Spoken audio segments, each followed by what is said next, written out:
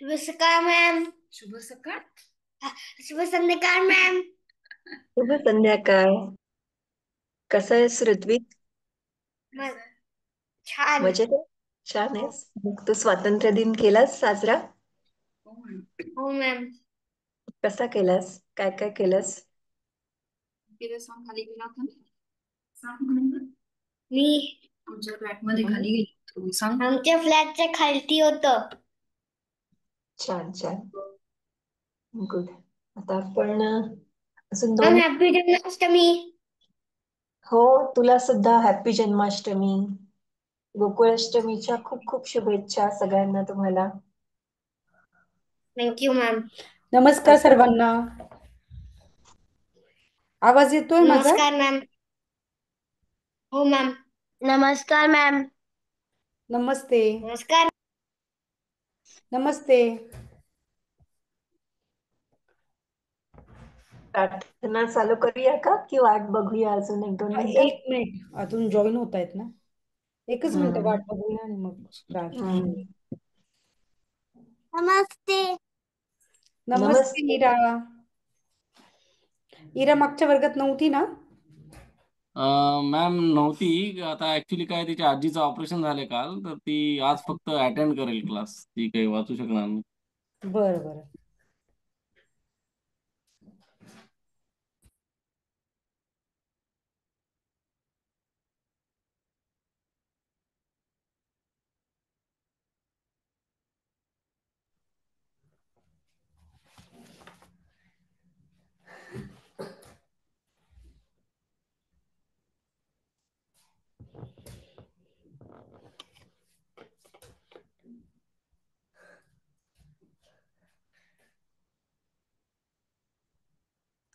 बाकीचे विसरले की काय वर्ग जॉईन करायला?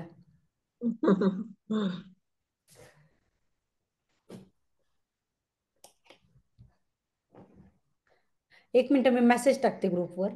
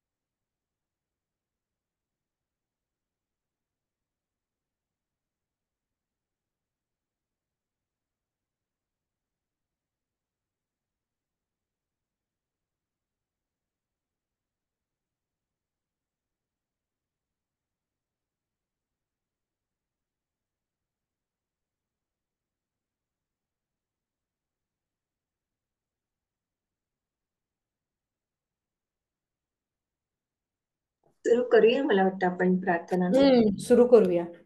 एकेकाने एक एक कडवं म्हणा. ऋत्विक, इरा आणि आयुष. पहिलं कोण म्हणतंय? कोणतंही एक एक कडवं म्हणा. आयुष म्हण पहिलं, ऋत्विक दुसरं म्हण, इरा तू शेवटचं कडवं म्हण. मी अटेंड. मॅम इरा अटेंड नाही करू शकणार, कारण की इराकडे बुक नाहीये. ती ऍक्च्युली गावी आलेली आहे.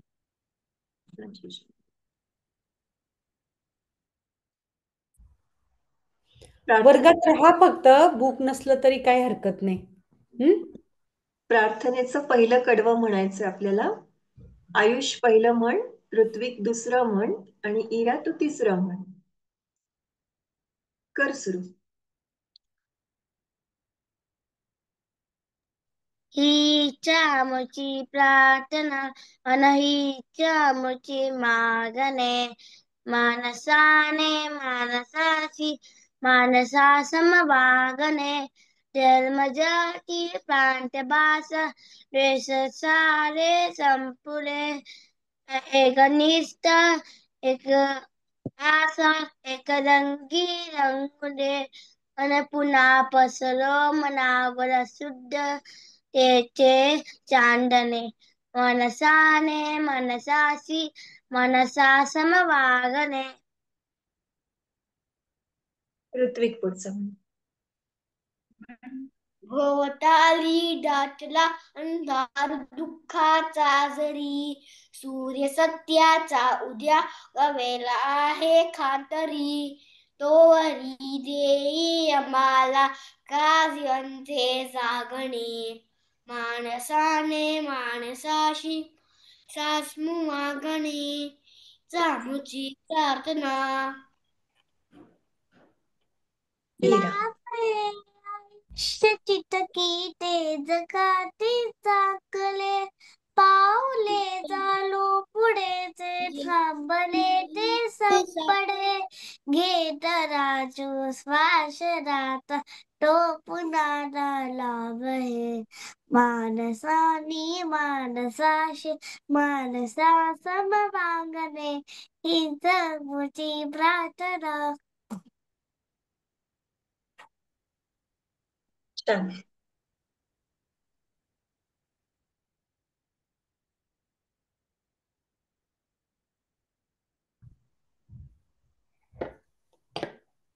आज खूपच कमी उपस्थिती आहे. 3च जण फक्त आहेत प्रेझेंट. आयुष, तुझ्याकडे प्रिंट आउट आहे का पुस्तक आहे? Print out. आणि इरा गावी आली आहे ना? माझ्याकडे प्रिंटर आहे. प्रिंट आउट प्रिंट आउट सगळ्यांचं. माहितीये मॅडम.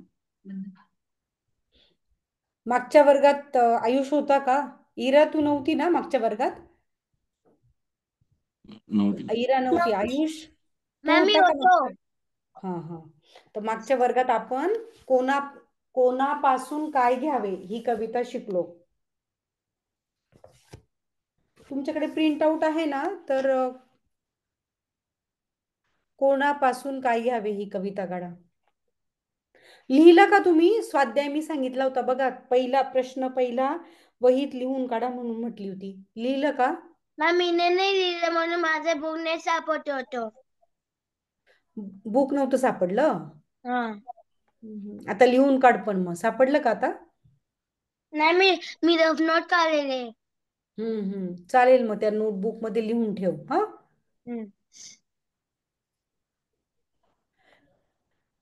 तर बघा, आपण आहे ना परत एकदा कविता वाचूया. ह्या कवितेचा मागच्या वर्गामध्ये आपण प्रश्न पहिला सोडवून घेतलेला आणि प्रश्न दुसरा आणि तिसरा हे 2 बाकी आहेत. इरा तू नव्हती ना?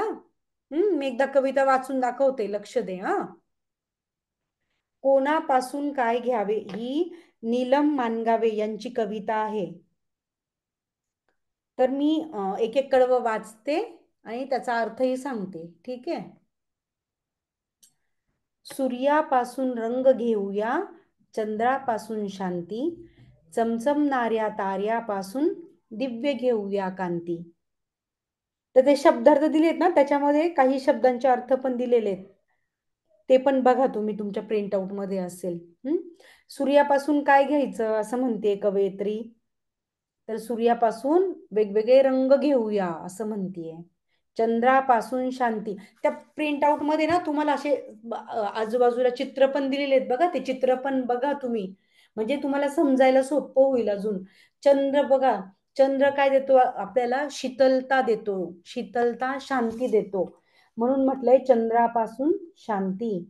चमचमणाऱ्या ताऱ्यापासून दिव्य घेऊया कांती. कांती म्हणजे काय? तेज. चंद्राजवळच आपल्याला तारे दिसत आहेत. तारे कधी दिसतात बरं आपल्याला? रात्रीच्या वेळेस दिसतात. रात्रीच्या वेळेस दिसतात की नाही? त्या अंधारामध्ये पण ते चमचम करतात आणि अंधारामध्ये पण त्यांना तेज असतं. म्हणून चमचमणाऱ्या ताऱ्यापासून दिव्य घेऊया कांती. फुलापासून गंध घेऊया, कोकिळाकडून गाणे. फुलापासून काय घ्यायचंय आपल्याला? गंध. गंध म्हणजे काय? छान सुवास आपण ज्याला म्हणतो. आपण ज्यावेळेस फुलांच्या संपर्कात येतो, वेगवेगळ्या प्रकारची फुलं घेतो, तर त्याचा छान वास येतो की नाही? म्हणून कवयित्री म्हणते की फुलापासून गंध घेऊया, कोकिळेकडून गाणे. कोकिळ पक्षी बघितलाय का कुणी? नाही मॅम. कावळ्यासारखा जरी तो दिसायला असला, छोटा बघितलाय मॅम, मी हम्म, बघितलाय मॅम. कावळ्यासारखा छोटा पक्षी असतो, पण दोघांमधलं साम्य कधी कळतं माहितीये का आपल्याला? ज्यावेळेस ते कोकिळ गाणं व्हायला लागतो किंवा कावळा काव काव करतो, तेव्हा कळतं आपल्याला की हा कावळा आहे आणि हा कोकिळ पक्षी आहे म्हणून. कोकिळ छान कुहू कुहू असा आवाजात तो छान गाणे म्हणतो आणि मॅम, कावळा काव. तो का काय? मॅम, हा. तो पिघलाटो ना एरा बच्चों को किया काय काय? येलो कलरचा राहते ना चोक, एरा बच्चों को किया. येल्लो कलरची नाही नाही. कोकिळ पक्षी चोच मला नाही आठवते. संपदा मॅडम, चोचचा कलर आठवतोय का तुम्हाला? कावळ्यासारखाच दिसत असतो. कावळ्यासारखाच दिसतो. हा, तो चोच तू म्हणतोय ना, पिवळ्या पिवळ्या कलरची चोच, तो वेगळा पक्षी असतो. करतो कोकिळ. त्याला काय म्हणतात? शेतात मध्ये आढळतो तो. मी तुला तो आठवल्यावर सांगतो. बगळा, क्रेन, त्याची चोच पिवळी असते नाही, आणि तसाच एक काळा पक्षी असतो आणि त्याची चोच पिवळी असते आणि ते अं, शेतामध्ये आढळतात. मैना मैना साळुंखी किंवा मैना म्हणतो ना आपण, साळुंखी साळुंखी त्याची चोच साळुंखीची पण पिवळी असते. पिवळी असते. हो. आणि कोकिळ पक्षी असतो ना, तो बऱ्यापैकी कावळ्यासारखाच दिसतो. फक्त हम्म. जी फिमेल कोकिळ असते तिच्या पंखावर छोटे छोटे पांढरे स्पॉट्स असतात आणि हम्म. मेल कोकिळ असतो तो कावळ्यासारखाच दिसतो बऱ्यापैकी. हम्म. फुलापासून गंध घेऊया कोकिळेकडून गाणे, झुळझुळणाऱ्या झऱ्यापासून घेऊ नवे तराने. झरा कसा वाहत असतो बघा, चित्रात पण दिसतंय आपल्याला, वाहतच राहतो. तो मागे येतो का? नाही ना. ते झऱ्याचं पाणी पुढे पुढे चालतच राहतं. मग झुळझुळणाऱ्या झऱ्यापासून काय घ्यायचं आपल्याला? नवे तराने, छान छान सुरेल गीत.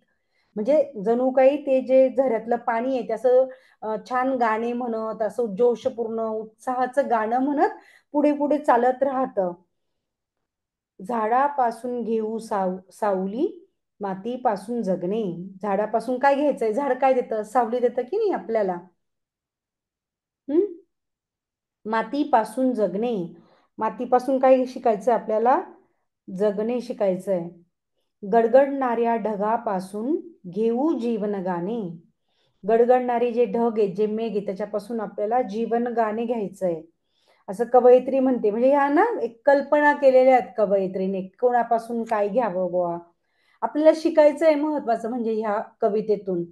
आणि महत्वाचं म्हणजे ना, जरी ही कल्पना असली तरी ती किती सुंदर कल्पना आहे की सूर्यापासून रंग घ्यायचा, चंद्रापासून शांती घ्यायची किंवा झुळझुळणाऱ्या झऱ्यापासून आपण नवे तराने छान छान जोशपूर्ण गाणी घ्यायची. तसं प्रभात काळी एक शिकूया, जगवित जीव जगूया. प्रभात काळ म्हणजे कुठला काळ? प्रभात म्हणजे सकाळची वेळ, पहाट, सूर्योदयाचा काळ असतो तो. तर त्याला म्हणायचं प्रभात काळ. प्रभात काळी काय शिकायचं आपल्याला? जगवित जीव जगूया. आपण जगूया, आपण आनंदाने राहूया आणि तसं दुसऱ्यालाही, म्हणजे दुसऱ्यालाही तो आनंद आपल्याला द्यायचा आहे. जगवित जीव जगूया, संध्या समयी एक होऊनी सारे मित्र हसूया. आणि मग बघा आपल्या चित्रात दिसतंय बघा, ते तिघ जण, ते काय आहेत? मित्र आहेत. आणि मग संध्या समयी म्हणजे संध्याकाळी, एक होऊनी सारे मित्र हसूया, आनंदानं छान जगूया. आणि आपल्याला आपल्या मित्रमैत्रिणींना भेटून छान वाटतं की नाही? तसं म्हणून त्यांनी म्हटलंय की संध्या समयी एक होऊनी सारे मित्र हसूया. तर ही जी कविता आहे ही आहे नीलम मानगावे यांची. आणि ह्या कवितेमध्ये खाली शब्दार्थ दिले आहेत. कांती, कांती म्हणजे तेज. प्रभात काळ म्हणजे पहाट. आणि पहाट किंवा सूर्योदयाचा काळ. संध्या समयी म्हणजे संध्याकाळी. तर आता याच्यामध्ये ना पहिला प्रश्न आपण मागच्या वर्गामध्ये सोडवलाय. रिकाम्या जागा भरा. कशापासून आपल्याला सावली घ्यायची आहे?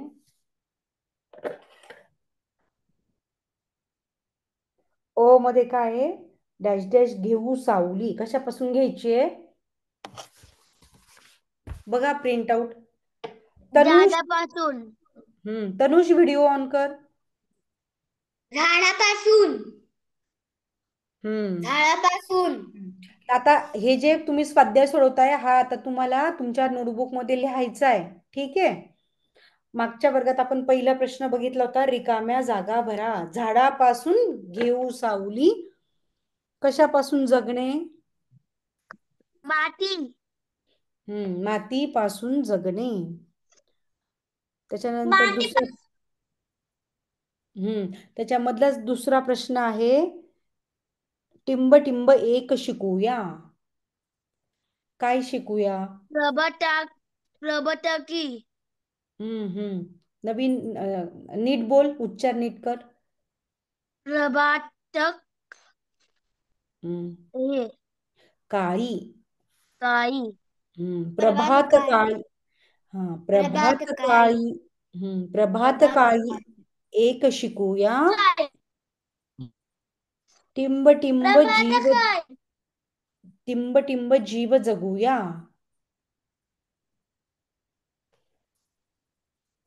कोण सांगत? जगवीत. प्रभात काळी एक शिकूया, जगवित जीव जगूया. हो बरोबर. आता प्रश्न दुसरा कोण वाचेल? तनुषकडे पुस्तक आहे का? नाही, आम्ही थोडं बाहेर आहे, तो फक्त ऐकतोय. बरं बरं चालेल. प्रश्न दुसरा कोण वाचेल? आयुष वाच. सूर्य पासून रंग घेऊया. चंद्र. नाही ऐक ऐक. प्रश्न दुसरा वाच ना. कवितेतील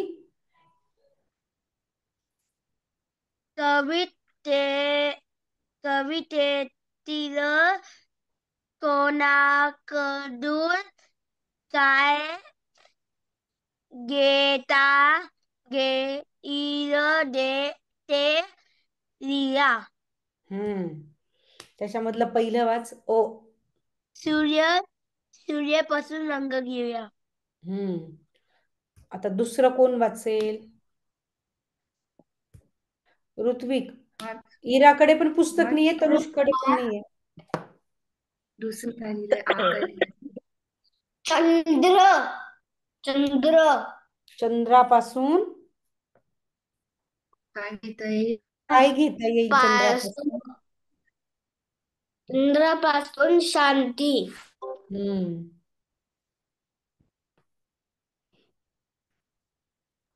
पुढचं वाच. ऋत्विक तूच वाच. बाकीच्यांकडे तुमच्या दोघांकडेच पुस्तकं आहेत ना? मॅम मी वाचू? हो थांब, तुला पुढचं सांगते. ऋत्विक वाच. काय वाच? वाच काय दिली? तारा. ताऱ्यापासून काय घ्यायचंय आपल्याला?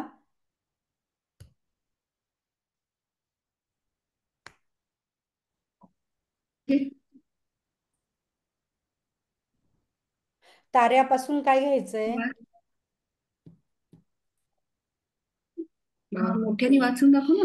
दिव्य घेऊया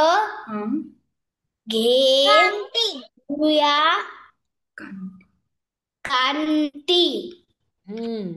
ताऱ्यापासून काय घ्यायचंय आपल्याला? दिव्य कांती. तुम्ही ना तुमच्याकडे प्रिंट आउट आहे ना, तर त्यांनी तिथे जवळ लिहून घ्या. सूर्यापासून रंग, चंद्रापासून शांती आणि ताऱ्यापासून दिव्य कांती. पुढचं वाच. ऋत्विक वाच. काय लिहिलंय? फूल. फुलापासून काय घेऊया?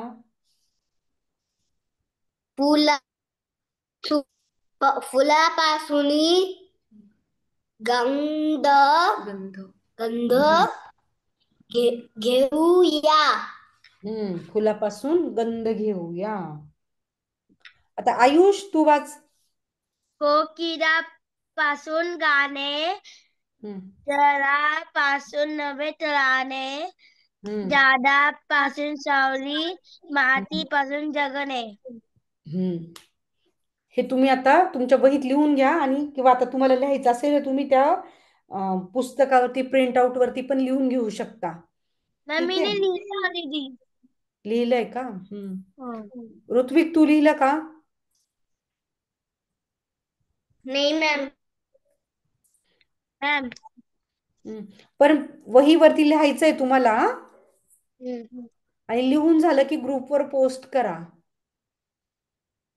ठीक आहे. ठीक आहे मॅम. फोटो पाठवते. हो. आता बघा प्रश्न 3. ऋत्विक वाच.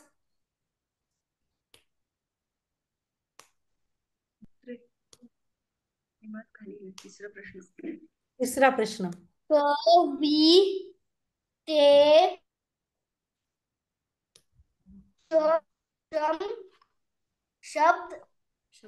शब्द आले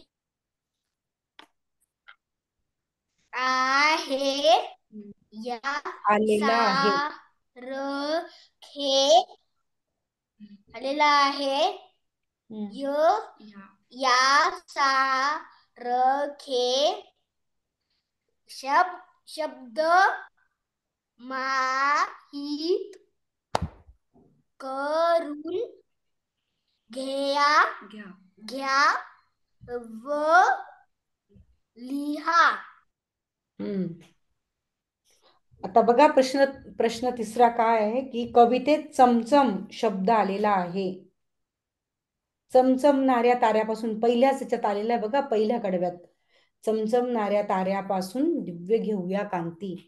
तर चमचम असा शब्द आहे, तर याच्यासारखेच आणखी काही शब्द तुम्ही सांगायचेत मला. सांगा बरं.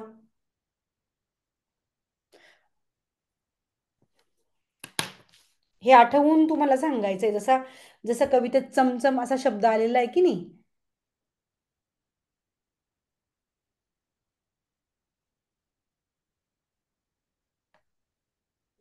कोण सांगेल?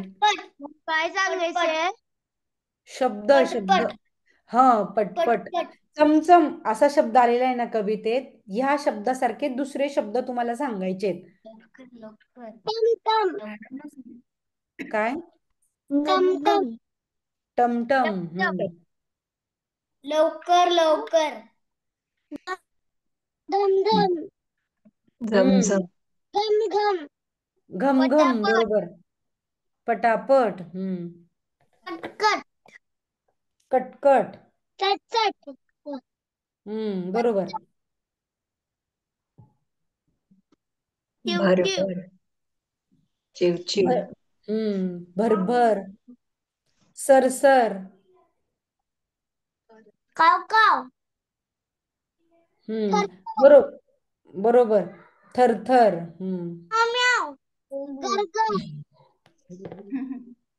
ब्लू. झुळझुळ. बरोबर आहे. बरोबर. आता हे जे तुम्ही शब्द सांगताय की हे शब्द वहीत लिहायचे आहेत तुम्हाला. हो, चमचम तर ऑलरेडी आलाय ना कवितेत. लिहिले का मग आता तुम्ही हे शब्द? सांगितले तुम्ही पटापट, लिहून पण घ्या. कुठे लिहायचे? नोटबुक मध्ये पेपर मध्ये? नोटबुक मध्ये.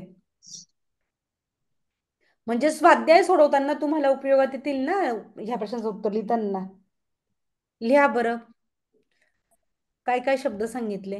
भरभर, सरसर, टपटप.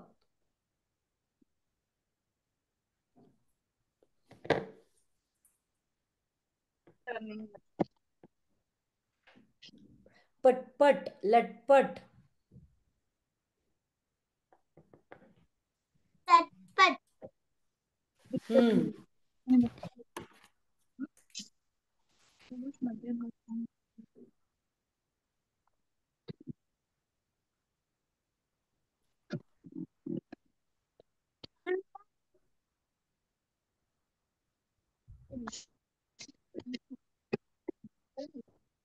मॅम अजून कोणती वर आहे? जायला किती शिकलो ना? पुढे गेली. अजून काय सांगितलं? घमघम. आठवा ना तुम्ही सांगितले किती पटापट लिहा मग आता.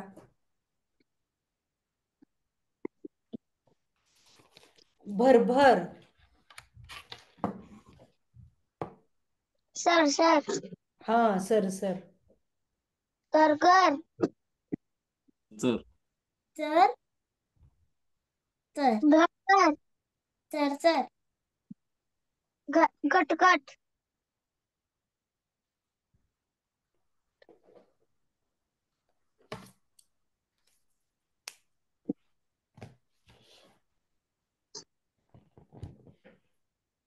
सर सर बरोबर आहे. चर चर. कटकट कट कट. कट बरोबर. गटगट टप टप. भरभर. Tick tick. चट चट. किटकिट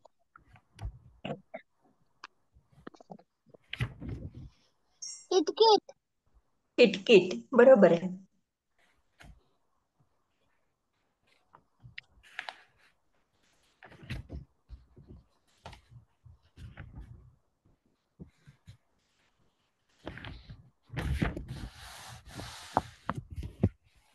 मॅम एक मिनिट. चिव चिव बरोबर लिहिलंय आयुष. तिसरा शब्द काय लिहिलंय तू? तिसरा शब्द काय आहे? भरभर भरभर. अच्छा. त्याच्यानंतर आहे कर कर. Tick tick. टिक टिक आणि शेवटचा शब्द काय आहे टिक टिक नंतर? किटकिट बरोबर लिहिलंय. ठीक आहे.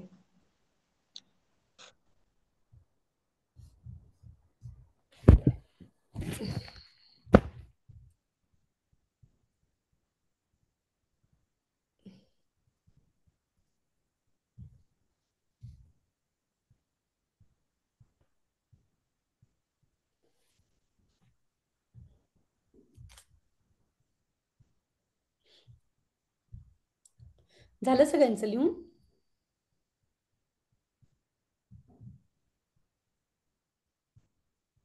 ऋत्विकचं झालं का लिहून? मॅम 4 शब्द झाले.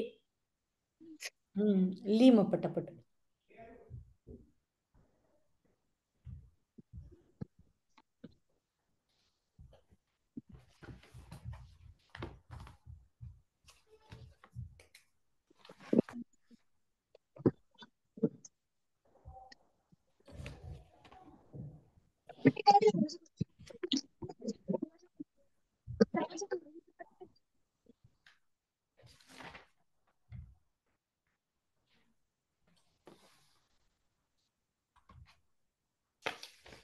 झालं का लिहून ऋत्विक?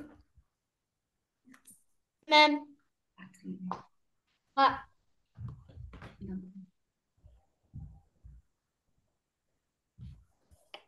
एक मिनिट.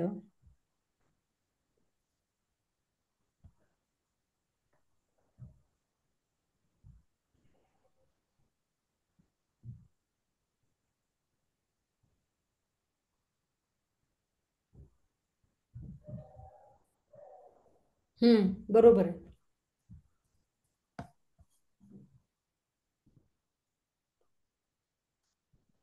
तर बघा आता ही जी कविता आपण शिकलो ना, ह्या कवितेखाली जे 3 प्रश्न आहेत स्वाध्यायचे, तर हे तुम्ही पुढच्या वर्गात मला दाखवा किंवा मग लिहून झालं तुमचं तर तुम्ही ग्रुपवरती पोस्ट करा. तर हा जो स्वाध्याय आहे हाच तुमचा आता गृहपाठ आहे. तर तुम्ही छान तो लिहा वहीत. आणि अक्षर छान काढण्याचा प्रयत्न करा. ठीक आहे. मॅडम पुढचं घ्याल तुम्ही. हो गृहपाठ चालेल. काय आहे? गृहपाठ हेच आहे. हा जो स्वाध्याय आहे ना कवितेचा खाली दिलेला, याच प्रश्नांची उत्तरं तुम्हाला वहीमध्ये लिहायची आहेत. आलं लक्षात? हो मॅम. हम्म. सगळ्यांचं लिहून झालं? मॅम, हा बोल. हा. नीलकांती तेज प्रभाताक पहत पहात. हम्म. ते शब्दार्थ दिलेले आहेत तुम्हाला अर्थ समजण्यासाठी. स्वाध्याय सोडवायचा आहे आपल्याला, स्वाध्याय. ठीक आहे, आणि सोडवून झाला की सगळ्यांनी ग्रुपवर पोस्ट करा.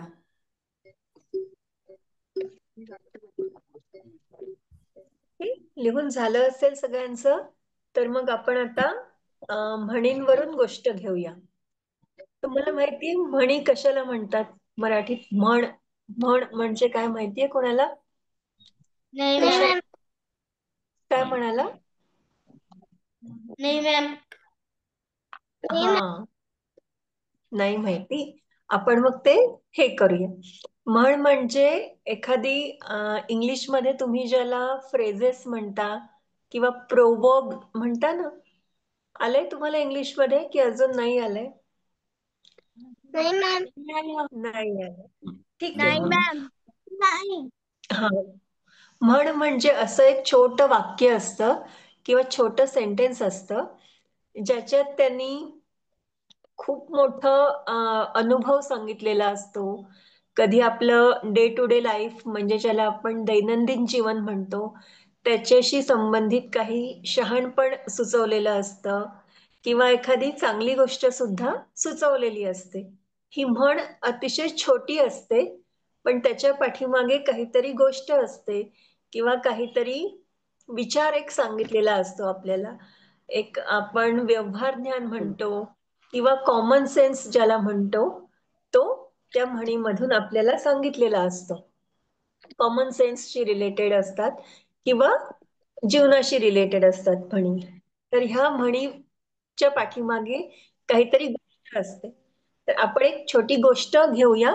छोट्या छोट्या गोष्टी असतात. तर पहिली एक गोष्ट होती. एक शेतकरी होता. शेतकरी म्हणजे कोण? काय करतो तो? माहितीये तुम्हाला शेतकरी काय करतो? धान्य धान्य शेती. शेती करतो. शेती करतो, बस. काम करतो आणि पैसे कमवतो. खूप छान. तर तो शेतकरी होता. त्याने शेती केली. तो काम करत होता. त्याची जमीन तो नांगरायचा. जमिनीत छान बिया पेरायचा. त्या बियांना पाणी द्यायचा. असं करून खूप मेहनतीने त्याने धान्य मोठं केलं. आणि शेवटी त्याला जे त्याने पेरलं होतं त्याला कणसं आली, म्हणजे धान्य तयार झालं. तर खूप लोकांनी त्याला सल्ला दिला.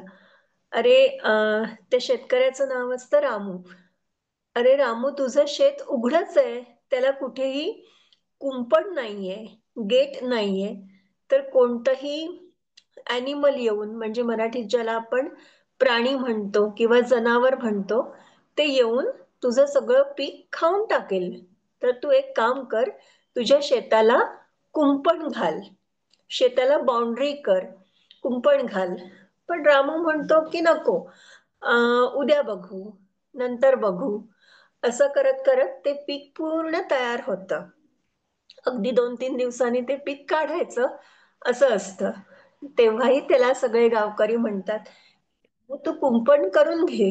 कुंपण असलं तर तुझं शेत, तुझं जे पीक आलंय ते पीक विकून तुला खूप पैसे मिळतील, खूप धान्य तुला तुझ्या घरी येऊ शकेल. पण रामू तसं करत नाही शेवटपर्यंत. मग काय होणार पुढे? एक दिवस काय होतं, काय होणार सांगता येईल तुम्हाला? रामूने कुंपणच नाही केलं शेताला आणि खूप छान धान्य आलं शेतामध्ये. मग काय होणार?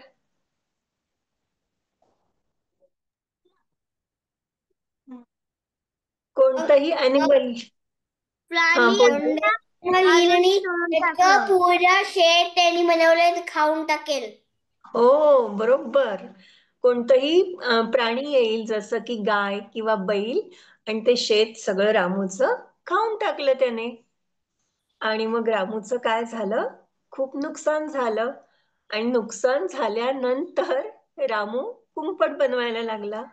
तेव्हा सगळे गावकरी म्हणाले, अरे अरे, बैल गेला आणि झोपा केला. सगळं खाऊन सगळं हे केल्यानंतर खाऊन बैल गेला आणि तुम्ही झोपा केला, तुम्ही कुंपण केलं, तर त्याचा उपयोग नसतो. मग ह्या म्हणीचा अर्थ आहे, एखादी गोष्ट जेव्हा पाहिजे तेव्हा करायची नाही आणि नंतर तिच्यातलं तिचा इम्पॉर्टन्स संपल्यानंतर ती करायला लागायची, लेट करायला लागायची. म्हणजे समजा उद्या तुमची एक्झाम आहे, तर दिवसभर अभ्यास करायचा नाही, पेपर खूप टफ गेल्यानंतर अभ्यासाला बसायचं. तर त्याला म्हणणार बैल गेला आणि झोपा केला. समजली सगळ्यांना म्हण? तशीच अजून दुसरी म्हण मराठीत आहे. हा मॅम. हा, सांगता येईल कोणाला? ह्याच अर्थाची दुसरी म्हण आहे की एखादं महत्वाचं काम झाल्यानंतर त्याचा पर्याय आपल्याकडे उपलब्ध होणे. त्याला म्हणतात वराती मागून घोडे. वरातीत जो ग्रूम आहे, नवरदेव आहे, त्याच्यासाठी घोडा उपलब्ध झाला नाही. सगळ्यांची अव्यवस्था झाली आणि त्याच्यानंतर घोडे आले. म्हणजे एखादी गोष्ट जेव्हा हवी आहे तेव्हा ती मॅनेज होत नाही आणि त्याच्यानंतर ती आली तर त्याचा काहीच उपयोग नसतो. तर वराती मागून घोडे आणि बैल गेला आणि झोपा केला, ह्या दोन म्हणी जवळपास सेमच आहेत आणि ते आपण मराठीमध्ये वापरतो. समजले सगळ्यांना? अजून तुम्हाला कोणत्या म्हणी माहिती आहेत? एक दोन म्हणी.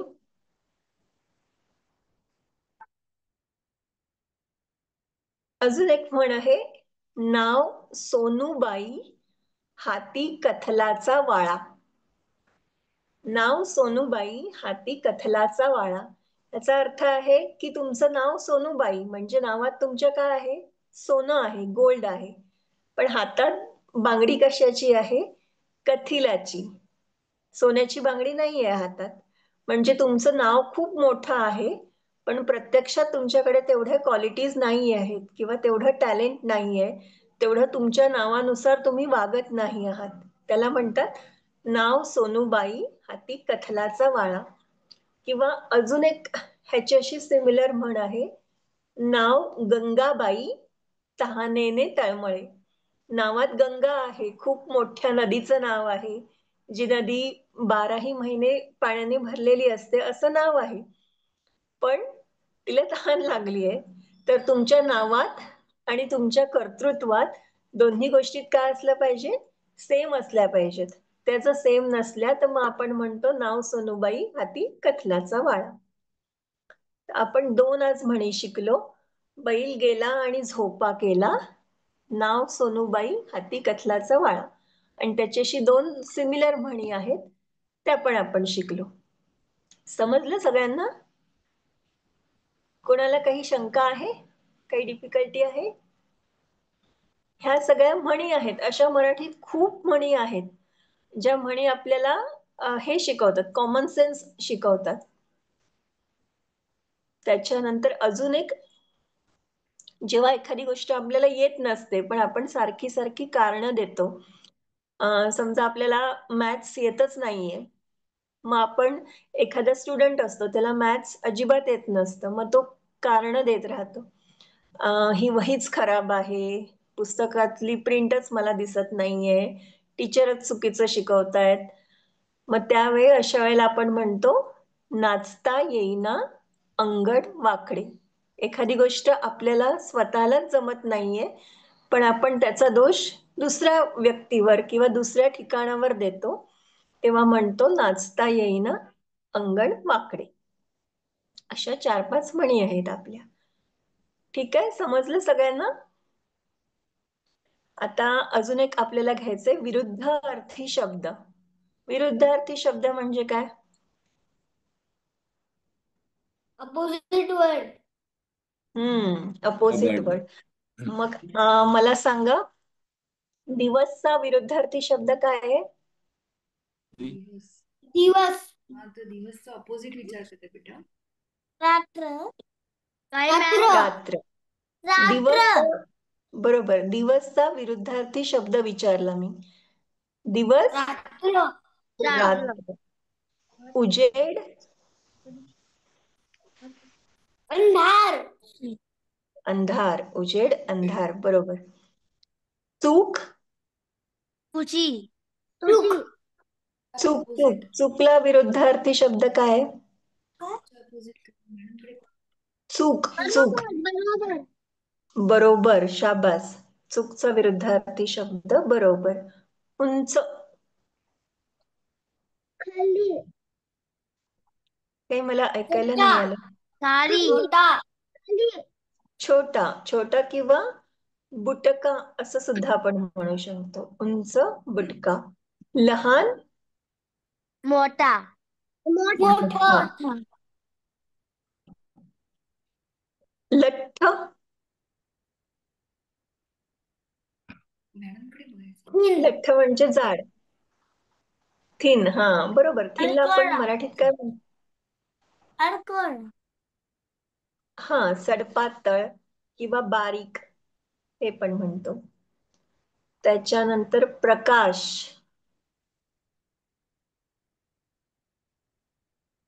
ऑपोजिट काय आहे? अंधार. अंधार. अंधार. बरोबर. प्रकाशच्या अपोजिट विरुद्धार्थी शब्द अंधार. हुशार, हुशार. अनु. तो अनु. उषा. अनहुशार नाही होत बेटा. अनहुशार नाही होत. दुसरा मराठीत शब्द आहे त्याला. हुशार, मराठी शाळेत मूर्ख. हुशार मूर्ख किंवा हुशार ढ असं पण म्हणू शकतो आपण. हुशार आणि ढ. आणि हुशार आणि आळशी, मूर्ख. मूर्ख सुद्धा बरोबर आहे. हुशारचे विरुद्धार्थी मूर्ख पण होऊ शकतं किंवा हुशार आणि ढ असंही होऊ शकतं. दोन्ही शब्द बरोबर आहेत. त्याच्यानंतर आपण घेऊ आळशी. आळशी म्हणजे लेझी. त्याला काय विरुद्ध? अनाशी. उंचाई. करेक्ट. स्ट्रॉंग. उत्साही. उत्साही. मॅडम उत्साही.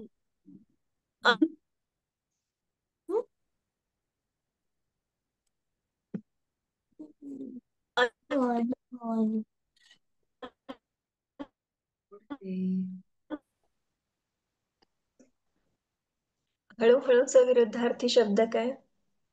उत्साही. उत्साही. उत्साही. पटापट, पटापट किंवा भरकन, लवकर. त्यानंतर धीट. धीट म्हणजे करेजियस. भित्रा. भित्रा. शाबास. धीट, भित्रा. आणि अजून एक 2-3 घेऊया.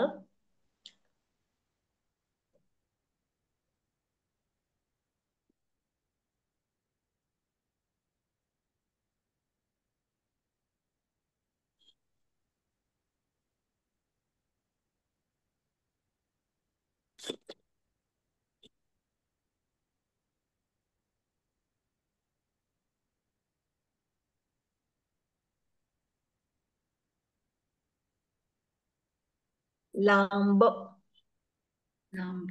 लांब. जवळ. जवळ. जवळ. Very good. लांब, जवळ. गोरा, लांब. जवळ. गोरा.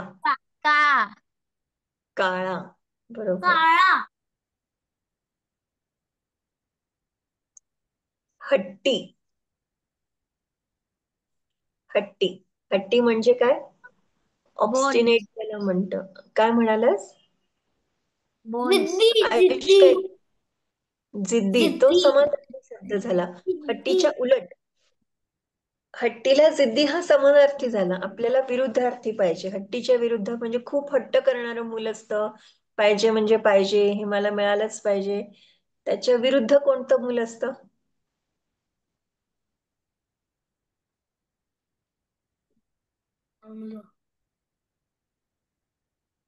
मॅडम सांगायचं. क्लास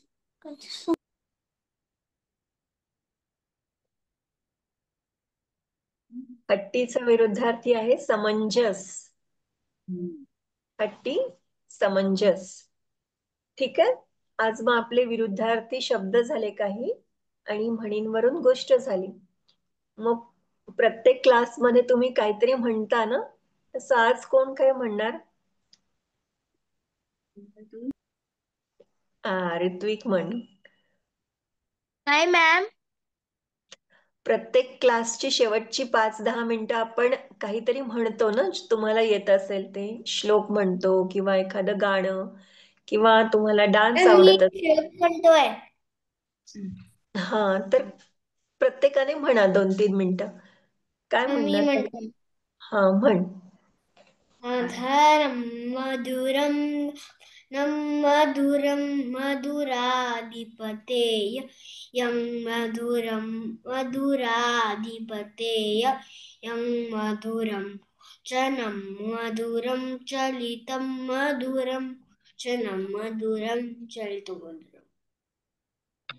छान. आज कृष्ण जन्माष्टमी आहे ना, कृष्णाशी संबंधित किंवा देवाशी संबंधित. छान. आयुष्य काही देवाय परमात्मने प्रणतक्लेशनाशाय गोविंदाय नमो नमः. छान. गोविंदाय नमो नमः. गोविंद म्हणजे कृष्ण, नारायण. आता इरा म्हणते. बोल बोल इरा. कृष्णाय वासुदेवाय हरे परमात्मने प्रणतक्लेशनाशाय गोविंदाय नमो नमः. छान. आयुष, तू म्हणतोस काही? अनम्यूट कर. अनम्यूट आहेस तू. ओम भूर्भुवस्सुः तत्सवितुर्वरेण्यं भर्गो देवस्य धीमहि धियो यो न प्रचोदयात्. छान. हे काय आहे माहितीये तुला आयुष?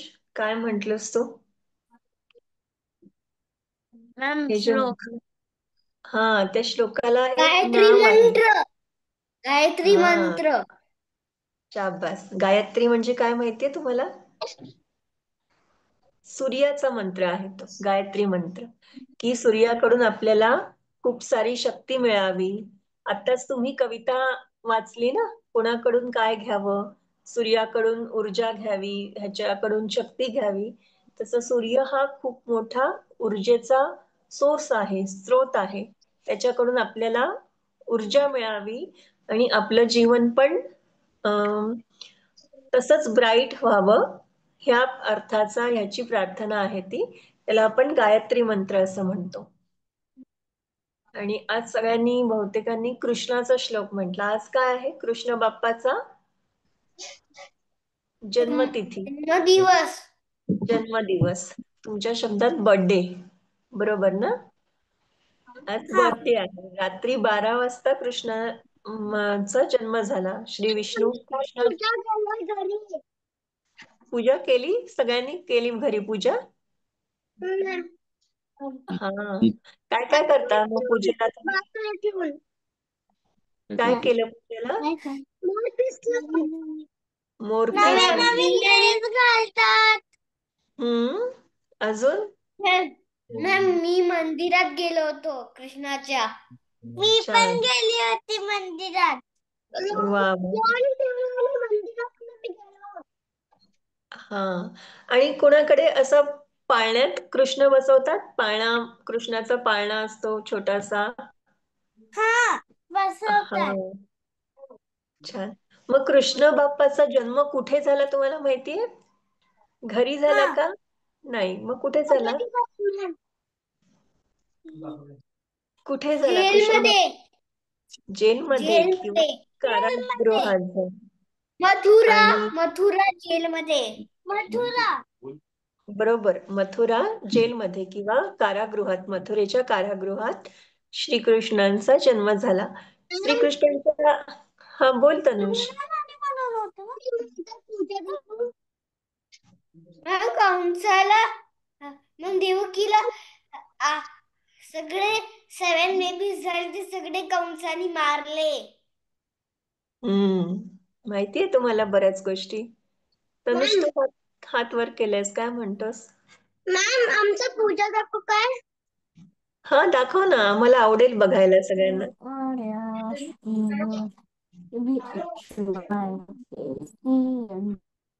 अरे वा, खूप छान. आमचा सगळ्यांचा नमस्कार पूजेला. हम्म, खूप सुंदर पूजा आहे. कृष्णाचं मोरपीस आणि हे पण आहे.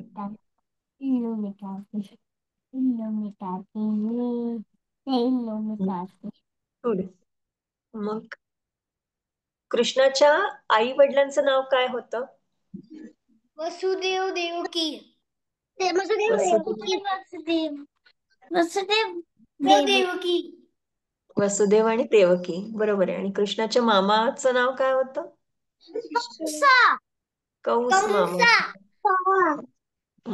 कंस मामा. आणि मग जन्म झाल्यानंतर कृष्ण गोकुळात वाढले. तिथे त्यांचं पालन पोषण कोणी केलं? गोकुळात यशोदा आणि नंद. यशोदा आणि नंद, म्हणून त्यांना काय म्हणतात? यशोदा का नंदलाला असं म्हणतात ना, कारण जन्म त्यांना देवकीने दिला पण त्यांना सांभाळलं यशोदा मातेने. आणि मग त्यांनी लहानपणी एका सापाची हे केली. साप, तो कोणता साप होता माहितीये? कालिया मर्दन. शाबास, कालिया मर्दन. कृष्ण आणि त्याचे छोटे छोटे सवंगडी जे होते, मित्र होते, ते यमुनेजवळ खेळत होते. चेंडू खेळत होते कृष्ण आणि त्याचे मित्र, सगळे सवंगडी गोपी. आणि यमुनेचा खूप मोठा डोह होता. तिथे त्यांचा चेंडू म्हणजे बॉल जाऊन पडला. आणि तो बॉल पडल्याबरोबर तिथे कालिया नावाचा खूप मोठा साप होता. तो साप अचानक डोहातून बाहेर आला आणि सगळे मित्र घाबरले की एवढा मोठा कालिया, आणि ते पळायला लागले. पण कृष्ण भगवान कसे होते? शूरवीर होते. त्यांना तो बॉल काढायचाच होता, चेंडू हवाच होता. मग त्यांनी कालिया नागाबरोबर युद्ध केलं शूरपणे. आणि कालिया नागाला त्यांनी शरण आणलं. त्याला आपण कालिया मर्दन असं म्हणतो, कारण सगळ्यात शेवटी त्यांनी एवढा मोठा नाग कंट्रोल केला. आणि त्या नागाचं जे हुड असं असतं ना, नागाचा फणा, त्याच्यावर ते उभं राहून त्यांनी नृत्य केलं.